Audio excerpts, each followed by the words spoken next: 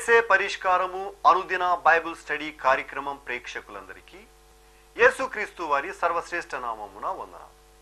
ప్రభువునందు ప్రియ దేవుని బిడ్డలారా, నేటి దినము డాక్టర్ కారుపాటి శాంతిసాగర్ గారి ద్వారా బైబిల్ స్టడీలోని వాక్య ధ్యానమును ద్వితీయోపదేశ కాండము నుండి ధ్యానం చేసుకుందాము. మీరందరూ బైబిల్తోనూ నోట్బుక్తోనూ సిద్ధపడి ఉంటే డాక్టర్ కారుపాటి శాంతిసాగర్ గారు ప్రార్థన చేసి ఈ దినపు వాక్య పరిచర్య చేస్తారు. ప్రభువునందు ప్రియ దేవుని బిడ్డలారా, ఈ రాత్రి కాలపు వాక్య భాగం కొరకు సహకారాన్ని ఇస్తున్న కుటుంబం కీర్తిశేషురాలు శ్రీమతి ఇందుపల్లి చిట్టెమ్మ గారి జ్ఞాపకార్థం,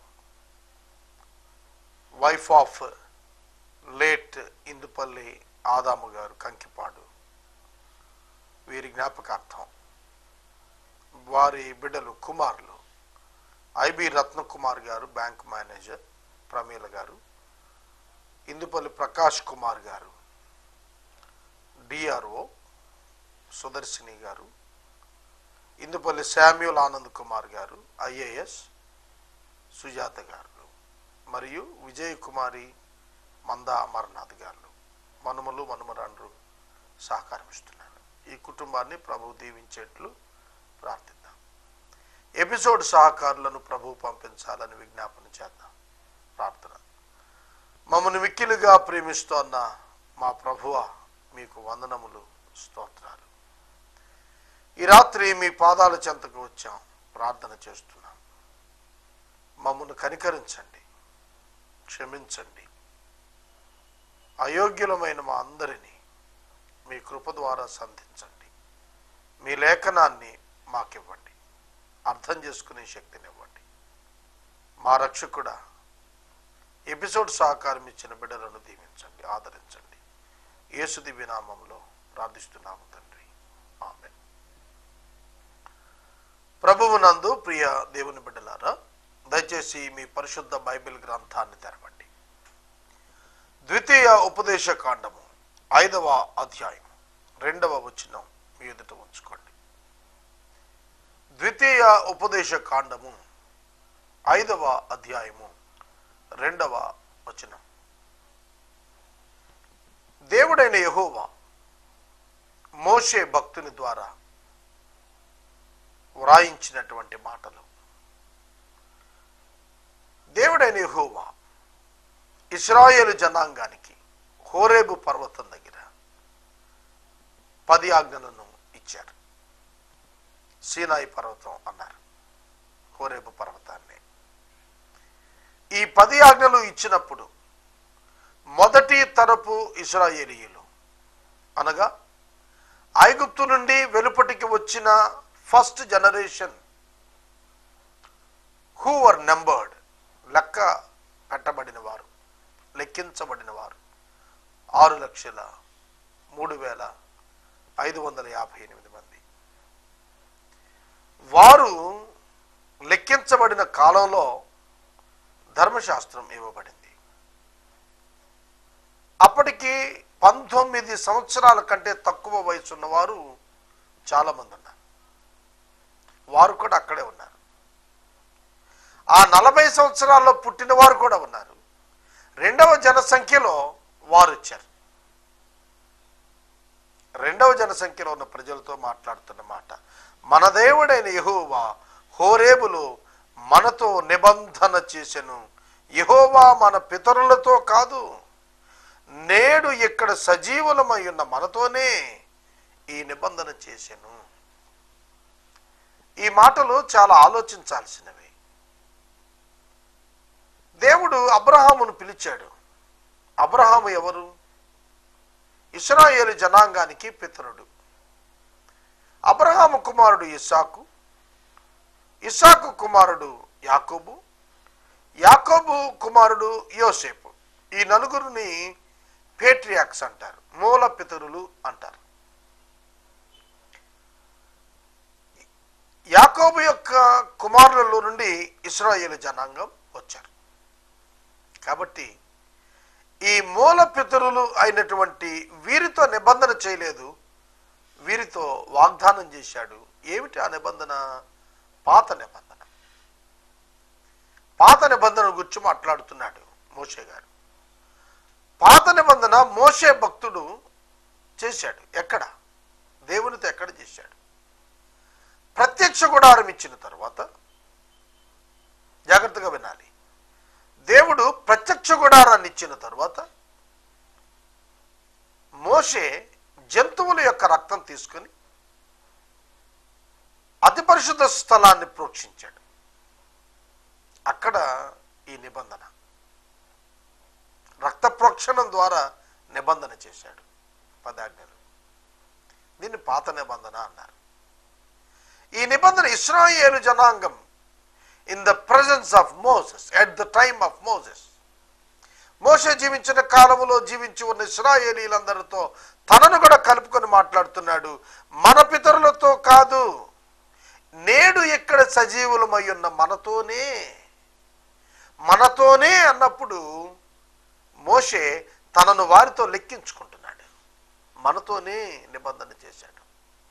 మీరు గమనించారో లేదో, నేను వాక్యం చెప్పేటప్పుడు చాలాసార్లు, కొన్ని 100 సార్లు చెప్పుంటాను.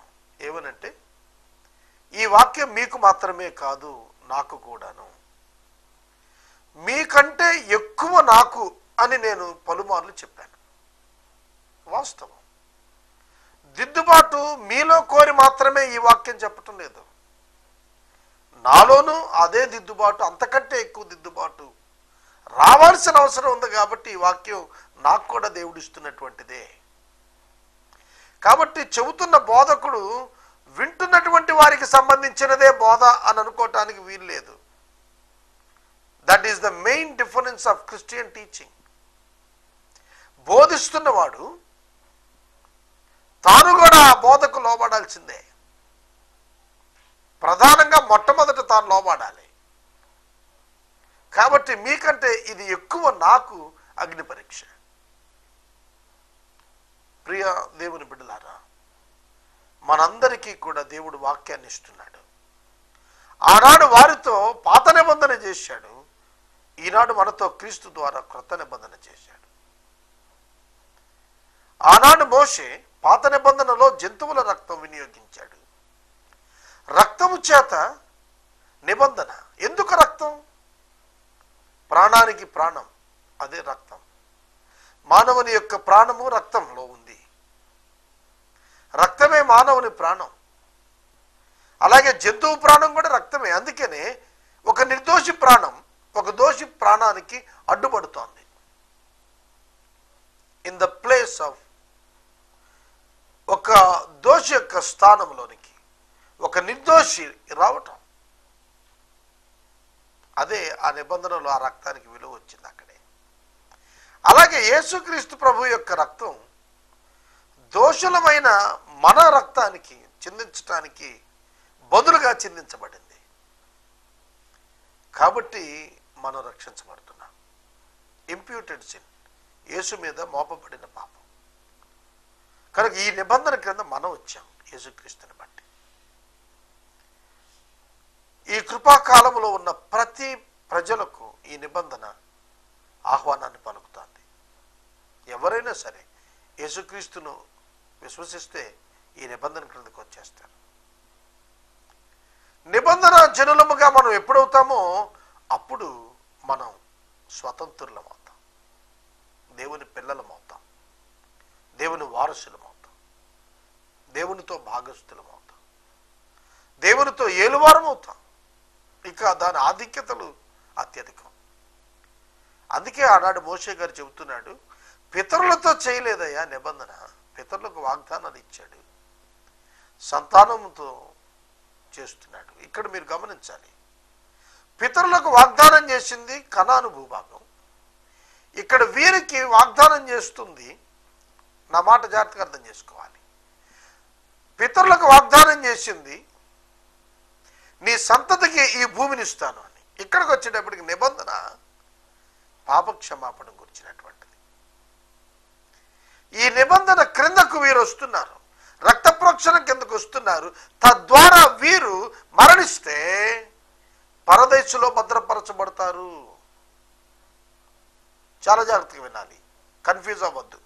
మరలా చెబుతున్నాను, యేసుక్రీస్తు ప్రభువు వారు మొదటి రాకడలో దేవుని గొర్రెపిల్లగా వచ్చి రక్తం చిందించే పర్యంతము, తన ప్రాణమును పెట్టి ఆయన పరదేశకు వెళ్ళే అంతటి పర్యంతము మోషే గారు ప్రకటించిన ఆ నిబంధన కాలము నుండి నిబంధన క్రిందకు వచ్చిన జనులు మరణించినట్లయితే, విశ్వాసులుగా వారు మరణిస్తే ఆ పరదేశకు వెళ్తారు, వారు వేదనా స్థానానికి వెళ్ళరు. అందుకే ఈ నిబంధన ఉపయోగపడుతుంది. కనుక నిబంధన క్రిందకు రావాలి. It's a basic doctrine of Christianity. Faith in Christ alone. క్రీస్తునందరి విశ్వాసంతో మాత్రమే రక్షణ. నో ఆల్టర్నేటివ్, ఇంకో పద్ధతి లేదు. అందుకే చెబుతున్నాడు మోషే, మీరందరూ వచ్చి వినండి, మనతో దేవుడు నిబంధన చేశాడని. యెహోవా ఆ కొండ మీద అగ్ని మధ్య నుండి ముఖాముఖిగా మీతో మాట్లాడగా మీరు ఆ అగ్నికి భయపడి ఆ కొండ ఎక్కలేదు గనుక యెహోవా మాట మీకు తెలియచేయుటకు నేను యెహోవాకును మీకును మధ్యన నిలిచి ఉండగా యెహోవా ఇలాగన సెలవిచ్చెను. It's wonderful. మోషే మధ్యవర్తిగా నిలబడ్డాడు. ఇక్కడ యేసుక్రీస్తు ప్రభు మనకు దేవునికి మధ్యవర్తిగా నిలబడ్డాడు. మానవుడు దేవుని యొద్దకు రావటానికి భయపడుతున్నాడు. మానవుడు క్రీస్తు యొద్దకు రావటానికి భయపడక్కర్లేదు. మానవుడు దేవుని యొద్దకు రావటానికి వెనుకం చేస్తున్నాడు. అందుకే దేవుడే మానవునిగా మానవుల మధ్యకు వచ్చాడు. తన మరణం ద్వారా వారిని జీవములోకి నడిపించి తనతో ఉండేటట్లుగా దేవుని సన్నిధికి తీసుకుని వెళ్ళేటటువంటి ఆధిక్యతను కలిగిన వారికి ఆయన ఈ లోకానికి వచ్చాడు. అందుకని యోహాను సువార్త 14వ అధ్యాయంలో ప్రభు మాట్లాడుతూ ఏమన్నారో తెలుసునా? మీ హృదయములను కలవరపడనివ్వకండి. ఇది చాలా ప్రాముఖ్యమైన మాట. మీ హృదయములను కలవరపడనివ్వకండి. ఎందుకు కలవరపడనివ్వద్దు? తండ్రి అయిన దేవుని యందు విశ్వాసం ఉంచి ఉన్నారు, నా యందును విశ్వాసం ఉంచండి. చూస్తున్నారా? నా యందును విశ్వాసం ఉంచండి. అవును సహోదరుడా, సహోదరి, ఎప్పుడైతే నీవు దేవుని యందు విశ్వాసం ఉంచుతావో, యేసుక్రీస్తు నందు విశ్వాసం ఉంచుతావో, అప్పుడు నీ కలవరం పోతుంది. నీ పాపము నుండి నీకు ఎప్పుడైతే విమోచన, విడుదల వస్తుందో అప్పుడే నీ కలవరం పోతుంది. నీ మీద ఉన్న శిక్షావిధి ఎప్పుడు తొలగిపోతుందో అప్పుడే నీ జీవితంలో కలవరం పోతుంది. ప్రభు అన్నమాట, నేను మీ కొరకు స్థలం సిద్ధపరచడానికి వెళుతున్నాను. అర్థమవుతుందా వాక్యం? ఎవరైతే నిబంధన క్రిందకు వస్తున్నారో విశ్వాసం ద్వారా, వారి కొరకు క్రీస్తు స్థలం సిద్ధపరచడానికి వెళ్తున్నాడు. ఆయన తిరిగి వస్తాడు. వచ్చి ఏం చేస్తాడు? మరలా నాతో కూడా మీరు ఉండేటట్లుగా మిమ్మలను నేను తీసుకుని వెళ్తానంటున్నాడు. నేను మిమ్మల్ని ఆ స్వాస్థ్యానికి తీసుకెళ్తానంటున్నాడు. అది మధ్యవర్తిత్వం. దేవుని యొద్దకు మానవుడు రాలేకపోతున్నాడు కనుక దేవుడే మానవుడై మానవుల మధ్యకు వచ్చాడు. అందుకే ఆయనకు ఇమ్మానుయేలు అను పేరు పెట్టబడును అని యేసుక్రీస్తు పుట్టక పూర్వం 650 ఏళ్లప్పుడే యెషయా భక్తుడు ప్రవచించాడు. యెషయా భక్తుడు యెషయా గ్రంథం 7వ అధ్యాయం 14వ వచనంలో, కన్యక గర్భవతి అయి కుమారుని కనును, అతనికి ఇమ్మానుయేలను పేరు పెట్టబడను. ఇమ్మానుయేలు అన్న మాటకు భాషాంతరమున అర్థం ఏమిటో తెలిసిన? దేవుడు మనకు తోడు. God is with us. దేవుడు మనకు తోడు. ఆయనే మనతో ఉన్నాడు. ఆయనే మనకు తోడు. వాస్తవంగా ప్రకటన గ్రంథం 21వ అధ్యాయంలో దేవుని నివాసము మన మనుషుల మధ్య ఉన్నది అని రాస్తాడే. యేసుక్రీస్తు ప్రభువు వారు 33.5 సంవత్సరాలు భూమి మీద నివసించినప్పుడు, శిష్యులతో 3.5 సంవత్సరాలు గడిపినప్పుడు ఆయన నివాసం వారి మధ్యనుంది. ఇక్కడ ప్రకటనకు వచ్చేటప్పటికి దేవుని నివాసం మన మధ్యనుంది అన్నాడు, మనుషుల మధ్యనుంది అని అన్నాడు. ఎట్లా? దాని ఆధారం ఎక్కడుందో తెలుసిన? తెస్సలోనికైలకు రాసిన మొదటి పత్రిక 4వ అధ్యాయం 13వ వచనం నుండి మీరు చదువుతుంటే అందులో రాస్తూ అంటాడు, క్రీస్తు మృతులలో నుండి లేచిన ప్రకారం క్రీస్తునందు విశ్వాసం ఇచ్చిన వారు కూడా లేస్తారంటూ క్రీస్తుతో పాటు దేవుడు వారిని వెంట పెట్టుకుని వస్తాడు అని రాశాడు. క్రీస్తు ప్రభు వారిని వెంట పెట్టుకుని వస్తాడని రాయలేదు. దేవుడు ఆయనతో పాటుగా వారిని వెంట పెట్టుకొని వస్తాడు. ఎవరు వారు? క్రీస్తునందు మృతి నొందినటువంటి వారు. వారిని దేవుడు వెంట పెట్టుకొని వస్తాడు అన్నాడు. అప్పుడు యేసుక్రీస్తు ప్రభువే దేవుడు అనేది అర్థం చేసుకోవటానికి వీలు కలుగుతుంది మనకు. కనుక శాశ్వతంగా నివాసం, నేను తండ్రి యొద్దకు వెళ్ళాలి, వెళుతున్నాను, నేను మరలా తిరిగి వస్తాను, మీరు నన్ను కొంతకాలం చూడరు, ఈ మాటలన్నీ కూడా ఆయన 3.5 సంవత్సరాల కాలంలో శిష్యులతో చెప్పిన మాటలు. కానీ ప్రకటన గ్రంథంకి వెళ్ళిన తర్వాత క్రొత్త ఆకాశం క్రొత్త భూమి మీద ఆ విశ్వాసుల మధ్యన, అనగా దేవుని ప్రజలైన మనుషుల మధ్యన దేవుడు ఉన్నప్పుడు ఇక అలాంటి మాటలు లేవు. శాశ్వతంగా వారు దేవునితో ఉంటారు. కాబట్టి we must compare the covenant or Old Testament with the New Testament. పాత నిబంధన తొలగిపోతుంది అనేది ముందస్తుగానే దేవునికి తెలుసు. క్రొత్త నిబంధన స్థాపించడానికే పాత నిబంధన. పాతది తీసివేయటానికి కొత్తది వస్తుంది. కొత్తది వస్తుంది కాబట్టి పాత తొలగించబడుతోంది. కనుక మొదట తొలగిపోయేది, తర్వాత స్థిరమైనది. First is temporary one, second one is permanent one. కనుక ఇది మనం నేర్చుకోవటానికి, మనం అర్థం చేసుకోవటానికి దేవుడు మనకి ఇచ్చినటువంటిది. మరి బైబిల్ గ్రంథంలో పాత నిబంధనలోని 39 పుస్తకాలు ఎందుకు యాడ్ చేశారంటారు? పరిశుద్ధాత్మ దేవుడు ఎందుకు రాయించారు? సువార్తల నుంచి మాత్రమే రాయించి రక్షణ బంధనను వదిలేస్తే సరిపోయేది కదా. కనుక న్యూ టెస్టిమెంట్కి కావలసినటువంటి పుష్కలమైన లేఖనాల ఆధారాలన్నీ కూడా ఎక్కడున్నాయండి? పాత నిబంధనలు. అది యేసు ప్రభువే స్వయంగా చెప్పారు. మీరు లేఖనముల యందు విశ్వాసం ఉంచుతున్నారు కదా, అవే నన్ను గూర్చి సాక్ష్యం ఇస్తున్నాయి అన్నాడు. శాస్త్రులు పరిసయ్యులు యేసు ప్రభు దగ్గరికి వచ్చి ఆయన రకరకాల ప్రశ్నలు వేసి వేధించేవారు. ఎందుకంటే ఆయన దైవత్వాన్ని వారు అంగీకరించలేకపోయేవారు. దేవుడు నా తండ్రి అని చెప్పేటప్పటికి వారందరూ కూడా కంగారు పడ్డారు. ఏమిటి తండ్రి అని తనను దేవునితో సమానంగా చేసుకుంటున్నాడు ఏమిటి, నేను దేవుని కుమారుణ్ణి అని చెప్పుకుంటున్నాడు ఏమిటి అని చెప్పి వారి కంగారు వచ్చింది. భయపడ్డారు వాళ్ళు. అప్పుడు ప్రభువే స్వయంగా వారికి చెప్పారు. సోదరుడా సోదరి, ఈ రాత్రి నేను మనవి చేస్తున్నాను, యేసుక్రీస్తు ప్రభువారు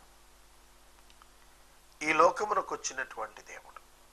ఆయన మనుషులను తన స్వరూపంలోనికి మార్చడానికి క్రీస్తు రూపము మనుషుల యందు ఏర్పడి దేవునికి ఇష్టమైన పాత్రలుగా పరిశుద్ధపరచబడి ఆయన రాజ్యంలో ఉండేటట్టుగా తీసుకొని పోబట్టడానికి ఆయన ఈ లోకానికి వచ్చాడు. కనుక ఈ నిబంధన అనేటువంటిది చాలా ప్రధానమైనది. దేవుడు ముఖాముఖిగా మాట్లాడాడట, ముఖాముఖిగా మాట్లాడాడు. ఈ పదాలు మీరు వింటుంటే న్యూ టెస్టిమెంట్లో కూడా ఇవే పదాలు. చూడండి, మోషే అంటున్నాడు ముఖాముఖిగా అనే పదం అన్నాడు. యోహాను రాసిన 3 పత్రికల్లో మొదటి పత్రిక 1వ అధ్యాయం 1వ వచనం, జీవవాక్యమును గురించి ఏది ఉన్నదో, ఆది నుండి ఏది ఉన్నదో, మేము దేనిని చూచితేమో, దేనిని మేము నిదానించి కనుగొంటేమో, దేనిని తాకితేమో దానిని మీకు తెలియజేస్తున్నా అంటూ అన్నాడు. ముఖాముఖిగా మేము ఆయన చూశాం, మేము ఆయన్ని తాకాం. మోషే అన్నాడు, దేవుని మాట స్వరం విని కూడా మనుషులు బ్రతుకుతారని సీనాయి పర్వతం దగ్గరే నాకు అర్థమైంది అన్నాడు. దేవుని చూచి బ్రతుకుతారు అనేది ఆదికాండం 32వ అధ్యాయంలో యాకోబు చెప్పాడు. అంటే తగ్గించబడిన ప్రత్యక్షతలో వారు చూశారు. అలాగే దేవుడు యేసుక్రీస్తు ప్రభువు ఈ లోకానికి వచ్చినప్పుడు ఆయన నరునిగా తగ్గించుకున్నాడు. ఫిలిప్పీ పత్రిక 2వ అధ్యాయం మీకు కంటత రావాల్సిన అధ్యాయం. డివినిటీ ఆఫ్ జీసస్ క్రైస్ట్, యేసుక్రీస్తు ప్రభు యొక్క దైవత్వం రుజువు చేయబడినటువంటి అధ్యాయం. ఆయన దేవునితో సమానముగా ఉండుట విడిచిపెట్టకూడని భాగ్యమని ఎంచుకొనలేదు కానీ ఆయన దాసుని స్వరూపం ధరించుకున్నాడు, రిక్తునిగా చేసుకున్నాడు. ఇంకొక గొప్ప మాట వాడాడు అక్కడ. తెలుగు బైబిల్ చాలా క్లియర్గా ఉంటుంది. అక్కడ ఏమిటంటే ఆకారమందు ఆయన మనుషునిగా కనపడి. అర్థమవుతుందా? ఆకారమందు ఆయన మనుషునిగా కనపడి. ఇప్పుడు చెప్పండి నాకు మీరు, ఆదాము మొదలుకొని ఇప్పటి వరకు ఉన్న ఇన్ని వందల వేల కోట్ల ప్రజల్లో ఎవరైనా ఆకారమందు మనుషునిగా కనపడిన వాళ్ళు ఉన్నారా? అంటే మనిషి కాకుండా మనిషిగా వచ్చి మనిషిగా కనబడిన వాళ్ళు ఎక్కడ లేరే, ఎక్కడ లేరే బైబిల్ గ్రంథం ఆధారంలో. యేసుక్రీస్తు అక్కడే. ఆయన ఎవరు అనగా దేవుని వాక్యం. దేవుని వాక్యం శరీరధారిగా ఈ లోకంలో మనుషుల మధ్యకు వచ్చి నివసించారు. ఆయనే ప్రభు అయిన యేసుక్రీస్తు. కాబట్టి నిబంధనకు ఇప్పుడు మానవుల పక్షంగా నిబంధన చేయటానికి దేవునితో ఆయన మధ్యవర్తిగా వచ్చాడు. ఆయన ప్రధాన యాజకుడికి వచ్చాడు. పాత నిబంధనలో ప్రధాన యాజకత్వం ఉంది. నూతన నిబంధనలో ప్రధాన యాజకుడిగా యేసే. ప్రధాన యాజకుడు ఆయనే, బలి ఇచ్చిన వాడు ఆయనే, బలి అయిన వాడు కూడా ఆయనే. అద్భుతం, ఇది అద్భుతం. దేవుడు మనుషులతో కలిసి జీవించాలని దేవుడు అనుకోవటం అద్భుతం కాదా? మనం దేవునితో గడపాలనుకోవటం, దేవుని సన్నిధిలో ఉండాలనుకోవటం పెద్ద విశేషం కాదు. ఎందుకంటే మనం చాలా తక్కువ. నరపుత్రుని జ్ఞాపకం చేసుకున్నట్టుకు అతడు ఏ పాటి వాడు అని అడిగాడు కీర్తన గ్రంథంలో. అతనిని దేవదూతల కంటే కొంచెం తక్కువ అని కానీ చేసేవాడు. దేవదూతలే పరిచారకులండి. దేవదూతల కంటే తక్కువ వాళ్ళు మనుషులు. అలాంటి మనుషుల్ని దేవుడట జ్ఞాపకం చేసుకుంటున్నాడట. ఎందుకు? అదే భక్తులు అడుగుతున్నాడు, ఎందుకు జ్ఞాపకం చేసుకుంటున్నాడు? ఏ పాటివాడని జ్ఞాపకం చేసుకుంటున్నాడు? వండర్ఫుల్. దేవుడు మనుషుల్ని జ్ఞాపకం చేసుకోవటం ఏంటండి? మనుషులు దేవుడిని మర్చిపోయారు, కానీ దేవుడు మనుషులు జ్ఞాపకం చేసుకుంటున్నాడు. బైబిల్ గ్రంథం యొక్క ప్రత్యేకత అదే. దేవుడు జ్ఞాపకం చేసుకొని మనలను రక్షించడం కొరకే తన కుమారుని పంపాడు. అందుకే దావీదు కీర్తనాకారుడు తాను చక్రవర్తి అయిన తరువాత ఒక్క అద్భుతమైన మాట రాశాడు. ఏమిటంటే, దేవా ఇంతగా హెచ్చించుటకు నేనే పాటివాడిని, నా కుటుంబం ఏ పాటిది, నన్ను ఇంతగా హెచ్చించడానికి మేమెవరో అసలు, అంత గొప్ప నీ ఘనతను మాకు ఇవ్వటానికి మేము ఎక్కడ వారం? నిజమే కదా. ఆ గొప్ప దేవుని యొక్క మహిమ మనకి ఇవ్వటానికి ఆయన నరునిగా వచ్చాడు. ఆయన మహిమను విడిచి వచ్చాడు. మహిమను విడిచి మహిలోనికి వచ్చాడు. ఎందుకంటే ఈ మహిమ మీద ఉన్న మనలను మహిమలోనికి తీసుకుని వెళ్ళడానికి. సోదరుడా, సోదరి, నీ వ్యక్తిగత జీవితంలో యేసుక్రీస్తు ప్రభువును రక్షకునిగా స్వీకరించే అవకాశం ఇంకా ఉంది, మిగిలే ఉంది. చాలామంది యేసుక్రీస్తు ప్రభువును నిర్లక్ష్యం చేస్తున్నారు, తెలియని వారుగా ఉండిపోతున్నారు. అది ఎవరికి నష్టం? రక్షణ పొందకపోవటం వలన నశించి అగ్నిగుండానికి వెళ్ళేది ఎవరు? మనుషులే కదా. కానీ దేవుడు అగ్నిగుండాన్ని మనుషుల కొరకు చేయలేదే. దేవుడు అగ్నిగుండాన్ని నశించిపోయిన దేవదూతల కొరకు చేశాడు, పడద్రోయబడిన దేవదూతల కొరకు చేశాడు. కనుక దానిలో ప్రవేశించే వారుగా అవిధేయులైన వారు ఉంటున్నారు, మనుషులు ఉంటున్నారు. కనుక తన భవిష్యత్ జ్ఞానములో దేవుడు సమస్తాన్ని ఎరిగి ఈ నిబంధన చేస్తున్నాడు. ఆయన ముఖాముఖిగా వారి యొద్దకు వచ్చాడు. గనుక యెహోవా మాటను మీకు తెలియచేయటకు నేను మీకును దేవునికి మంచి నిలిచానన్నాడు. యేసు ప్రభు కూడా ఇదే మాటలు మాట్లాడారు. దేవుని మాటలే నేను చెబుతున్నాను, నా సొంత మాటలు చెప్పటం లేదు అని అన్నాడు ఆయన. కాబట్టి దేవుని మాటలే చెబుతున్నాను, నా సొంత మాటలు చెప్పటం లేదు అన్నటువంటి ఆయన నేను దేవుని కుమారుణ్ణి అని చెబితే అది సొంత మాట ఎట్లా అవుతుంది? మరి అవదు కదా. అలాగే నా యందు విశ్వాసం ఇచ్చిన వాడు ఎన్నటికీ చనిపోడు అని యేసు పలికిన మాట దేవుడు చెప్పమన్న మాటే కదా. అర్థమవుతుందా? కనుక యేసు పలికిన మాటలు అన్నీ కూడా దేవుడు చెప్పమన్నవే అని ఆయన చెబుతున్నప్పుడు ఆయన దేవుడు కాదని ఎవలా చెప్పగలుగుతాం? ఇంకొక అద్భుతమైన విషయం చెప్పాలి మీకు. ఏమిటంటే మత్తయి సువార్త 5వ అధ్యాయాన్ని నేను నిన్న కంపేర్ చేశాను ఈ 2 అధ్యాయాల్ని. యేసు ప్రభు వారు అన్న మాట ఏమిటో తెలిసిన? మోషే మీతో ఇలాగు చెప్పాడు, కానీ నేను మీతో చెప్పినది ఏమనగా. డైరెక్ట్గా అక్కడ ప్రభు చెప్పేస్తున్నాడు. ఆ దినాన మోషే ఇలా చెప్పాడు, నేను మీతో ఇలా చెబుతున్నాను. అక్కడ దేవుడు వాక్యాన్ని ఆయన అక్కడ ఇస్తున్నారు. ఆయన వాక్యాన్ని మార్చలేదు, వాక్యం మరింత విశదీకరించి ఆయన యొక్క ఉద్దేశాన్ని చెప్పారు అక్కడ. కనుక ఈ రాత్రి వాక్యం వింటున్న ప్రతి ఒక్కరు కూడా యేసుక్రీస్తు ఎవరు పరిశీలించండి. బైబిల్లో చెప్పబడిన మాటలు ఆలోచించండి. ఈ రాత్రి వాక్యాన్ని ఇక్కడ నేను నిలుపుదల చేస్తున్నాను. ఈ ఎపిసోడ్కు సహకారం ఇచ్చిన వారు కీర్తిశేషురాలు శ్రీమతి ఇందుపల్లి చిట్టమ్మ గారు, wife of Indupalli Adams late, వీరి యొక్క కుటుంబ సభ్యులు రత్నకుమార్ గారి కుటుంబము, ప్రకాష్ కుమార్ గారి కుటుంబము, మరియు శామ్యూల్ ఆనంద్ కుమార్ గారి కుటుంబము, మంద అమర్నాథ్ విజయ్ కుమార్ గారి కుటుంబం. ఈ కుటుంబాన్ని ప్రభు దీవించును కాక. మనము ఇంతవరకు డాక్టర్ కారుపాటి శ్యామ్ సాగర్ గారి ద్వారా బైబిల్ స్టడీలోని వాక్య ధ్యానమును ద్వితీయోపదేశ కాండము నుండి ధ్యానం చేసుకున్నాము. ఈ కార్యక్రమం ద్వారా మీరు పొందుకున్న ఆత్మీయ మేలులు ఒక ఉత్తరం ద్వారా మాకు తెలియచేయండి. మీ ప్రార్థనా మనవులు మాకు తెలియచేస్తే ఏసే పరిష్కారం కార్యాలయంలో ఏర్పాటు చేసిన ప్రత్యేక ప్రార్థనా శిబిరంలో మీ కొరకు ప్రార్థిస్తాం. మీ కుటుంబ పక్షముగా ఒక ఎపిసోడ్ ప్రసారం చేయాలనుకున్నారు మాకు తెలియచేస్తే మా సిబ్బంది మీ గృహాలను దర్శిస్తారు. ముగింపు ప్రార్థన ఆశీర్వాదాలతో ఈ కార్యక్రమాన్ని ముగించుకుందాం. ప్రార్థన చేసుకుందాం. మమ్మల్ని మిక్కిలిగా ప్రేమిస్తున్న మా ప్రియ తండ్రి, మీకు వందనాలు. వాక్యం విన్న వారిని దీవించండి. ప్రభువును గ్రహించుట మా ప్రజలకు నేర్పండి.